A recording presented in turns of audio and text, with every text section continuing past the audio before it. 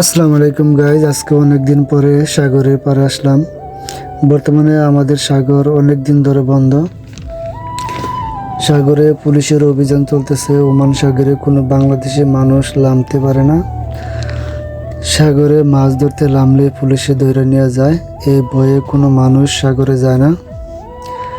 আসলে ওমান সাগরে speed boat দিয়ে মাছ ধরা বৈধ না।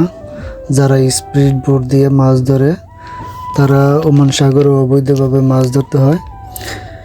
তাই এখন সাগরে যাওয়া অনেকটাই রিস্ক। আমাদের কপিলের একটি মার্কাব 1 মাস সফর শেষ করে মাছ লোড করে নিয়ে আইছে মার্কাব দিয়ে।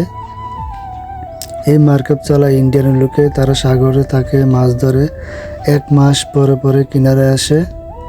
ওমান সাগরে লিং বা মার্কাব এগুলা বৈধ। লিং বা মার্কাব দিয়ে মাছ ধরলে কোনো সমস্যা নাই, পুলিশের কোনো বাধা নাই। আজকে কপিলের সাথে গাড়ি নিয়ে আসলাম মাছ নিতে। ইন্ডিয়ান লোকেরা মার্কাব দিয়ে মাছ নিয়ে আসে।